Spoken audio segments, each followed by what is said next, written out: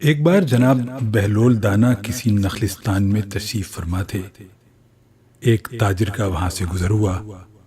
وہ آپ کے پاس آیا، سلام کر کے سامنے بیٹھ گیا اور انتہائی ادب سے گزارش کی، حضور تجارت کی کون سی ایسی جنس خریدوں جس میں بہت منافع ہو؟ جناب بہلول دانا نے فرمایا، کالا کپڑا لے لو۔ تاجر نے شکریہ ادا کیا اور الٹے قدموں چلتا ہوا واپس چلا گیا۔ اس نے جا کر علاقے میں دستیاب تمام سیاہ کپڑا خرید لیا۔ کچھ ہی دنوں بعد شہر کا رئیس انتقال کر گیا۔ ماتمی لباس کے لیے سارا شہر سیاہ کپڑے کی تلاش میں نکل کھڑا ہوا۔ سیاہ کپڑا سارا اس تاجر کے پاس ذخیرہ تھا۔ اس نے منہ مانگے داموں فروخت کیا اور اتنا نفع کمایا جتنا ساری زندگی نہ کمایا تھا۔ وہ تاجر بہت امیر کبیر ہو گیا۔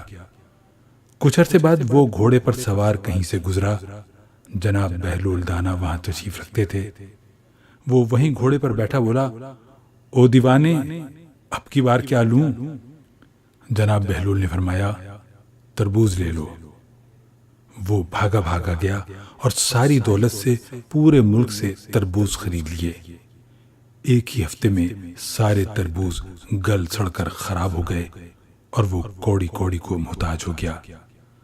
اسی خستہ حالی میں گھومتے پھرتے اس کی ملاقات جناب بہلول دانا سے ہو گئی۔ اس نے کہا، یہ آپ نے میرے ساتھ کیا کیا؟ جناب بہلول نے فرمایا، یہ میں نے نہیں، تیرے لہجوں اور لفظوں نے سب کیا ہے۔ جب تو نے ادب سے پوچھا تو مالا مال ہو گیا، اور جب گستاخی کی تو کنگال ہو گیا۔ دوستو، ہمیشہ اپنے لہجوں اور لفظوں کا چناؤ سوچ سمجھ کر کریں۔